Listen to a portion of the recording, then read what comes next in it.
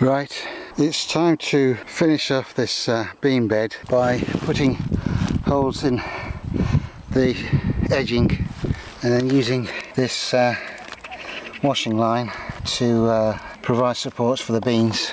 Now I've got a drill that is just a little bit bigger than the width of that line. This is extra strong plastic with a steel core, so that should last a good many years. These were £1.25 for a 20 metre length line, so I bought 4 and that should be enough. Now it's going to be hard holding a tape measure up against this, so I made a little jig, which is just a 30cm piece of wood, and then I've just put another piece, just a nail. You would not believe that I cleared all this 2 weeks ago, and look at it. And look at the mess the pigeons leave. So that's why I'm going to be putting wire along the top, because they just sit here and poop over everything.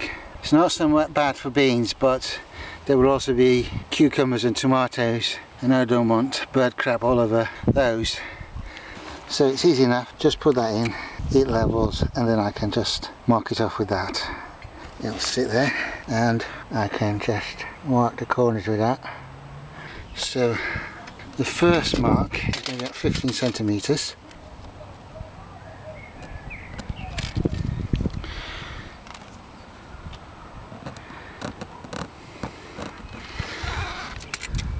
So the first mark is at 15 centimetres to give a bit of a space, because obviously I can't put one right at the end. And I don't want to put one at 30 because it's way over out here. So I'll start them at 15 centimetres.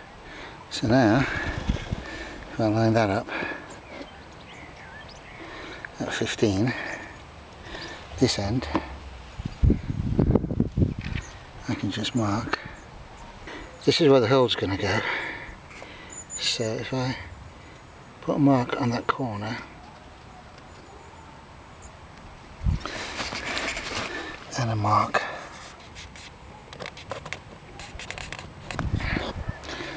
there's a mark there and a mark there. So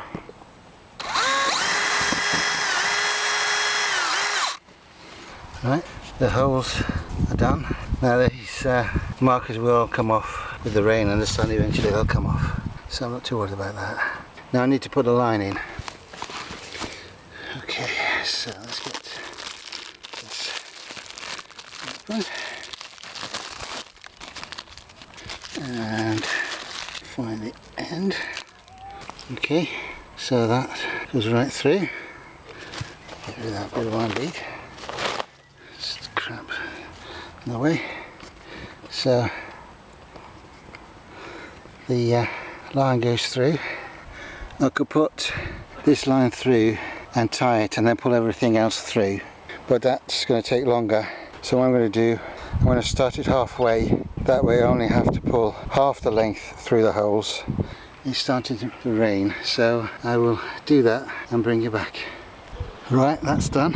So we've got 23 lines on each side, so that should be plenty for beans and climbing tomatoes and gherkins, etc. I had another one spare as well as the ones I bought, so I used some of that just to complete this part, and then the spare bit I had tied off around there and put up here, and it goes all the way to the middle here, and basically it's a line, but because it's a fine line and it's not really all that taut, so a bird trying to land on it is going to be very wobbly. Pigeons and magpies and things won't like that, because they won't be able to land on this because this is too close. That should stop them pooping on my crops. And then on this side I just use this really fine wire, and that goes right across the other end. If I wobble it, you'll see it better. So birds won't want to land on that. Big birds won't be able to land on that because it's too close to this. Because the wire actually bows in the middle, this I can't keep it the same distance all the way. So in the middle there is a little bit of a distance, but I don't think that's going to cause too much of a problem. I think birds will just be afraid of this. So that's one job done. and touch wood, I won't have to do that again, because I built it to last. It's one job I won't have to do next year. I'll be mulching along here and along there and mulching that fruit bed.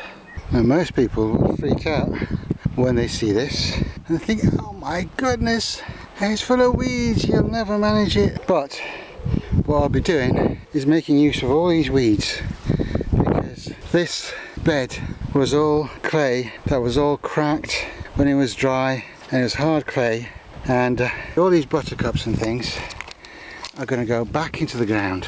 I'm not taking them away, I'm just going to cover them with cardboard and put everything, all the weeds, straight back into the ground. And that is a lot of chop and drop, except I'm not even going to do any chopping. I'm going to let the cardboard do all the hard work. Normally I would say put wood chips down, but this year we don't seem to be having any. I'll just weigh down the cardboard with a few bricks and bits of metal that I've got lying about. It won't look as tidy, but it'll do the job. So we've got that, and here we've got the remnants of a path, but this is really had its day, so it's going. This border is no good anymore, so that's going to go. So it's a case of laying down a lot of cardboard, so not very interesting to watch, so I'm not going to record that, and I'll bring you back when it's done. The bees are still buzzing around these, but it has started setting seed pods, so I've got to get going, moving on that. It was difficult to judge when to do it, but I'm going to do it now. I started, just lay the cardboard down and then cover it with wood chips. So I'm going to cover the path with wood chips and then the rest with whatever I can get, because we haven't got a lot of wood chips left. So I'll see what I can do. Now there will be a little bit coming in off that edge, but it's only a tiny little bit. It won't take 5 minutes to pull those out. And once the mulch goes on, it will pretty well stop most of them, and then the odd one that pops up, it just pull those out. But it just means that, you know, it simplifies the weeding. I've already planted the tomatoes and beans, so it's time to put in the gherkins. I've cut the bottom of some of these pots so I can put the cucumbers in them, and the bottoms I'm going to keep and use for making teepees with bamboo canes. So these will go at the top to save buying those expensive plastic ones. Nothing is actually thrown away, so the bottom of the pot is used for something else. So I've got a few of these, and I've got a few pots with the bottoms cut so that I can put the cucumbers in there, so that when I plant them, they're not actually planted in the soil. I've put this mixture together, a bit of soil, a bit of compost, some perlite, and a bit of fish blood and bone and calcified seaweed. So it's a good little healthy mixture for the cucumbers to get going into. Well, I say cucumbers, they're actually gherkins, but same rules apply. Okay, so it's pretty simple. Put the pot with the hole cut out under the string. Now these have been in the pots for a very long time, so it needs to go in, and I have my potter mixture here.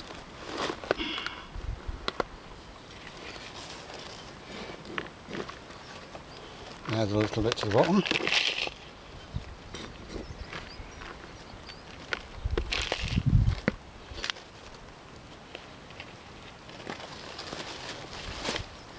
Sure it's about the right height. Use a little bit more. And then just going to cover around the pot.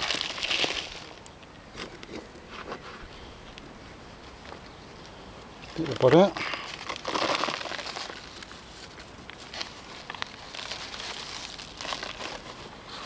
Put the cucumber in. Just add a little bit more. And get a good watering in. Now all I've got to do is just wrap it around the string.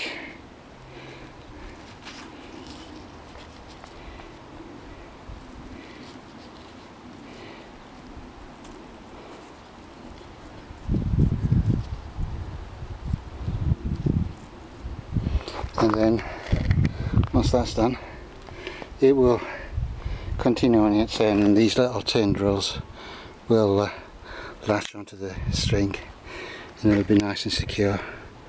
You can sort of force the tendrils on, but I'm not going to bother with that. Seems to be on securely, that one. And repeat for the others. So these gherkins should do alright there, and it's exactly the same for cucumbers.